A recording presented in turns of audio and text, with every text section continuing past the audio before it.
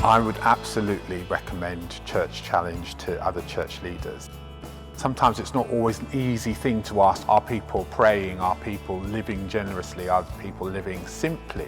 So this was an opportunity to put those questions out there and for people to give their responses and to share some of the issues of living a Christian lifestyle. My name is the Reverend Chris Andre Watson, and this is Clapham Baptist Church.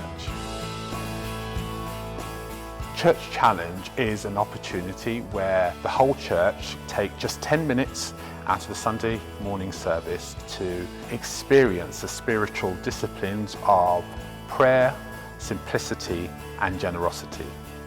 It is an act of solidarity with the world's poorest communities. The first 2 Sundays, individuals take a challenge for themselves, but on the 3rd Sunday, the church does a whole challenge that they have to do together.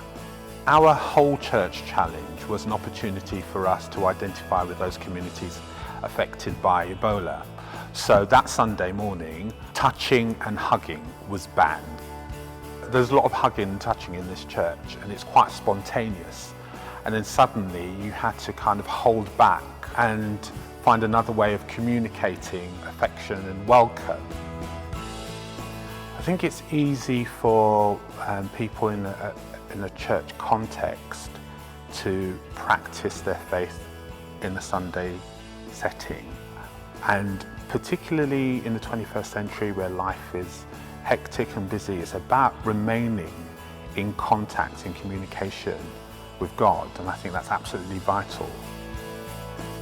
Simplicity is that fulfillment of the prayer that Jesus said, give us this day our daily bread. It's having enough.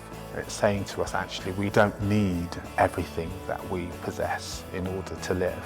One of our ladies who, shall we say, is quite glamorous and likes to dress really well, her challenge was about dressing more simply. And she said when she took up the challenge, she felt like God was speaking to her directly. But she said she had a real issue with it. It suddenly really confronted her about the way that she lives her life. And so she said she was going to have to go and work this through. And I think that, again, that's a good thing, because the point of those spiritual disciplines is to actually confront our patterns of living. It's a very, very generous church. People love to share and love to give.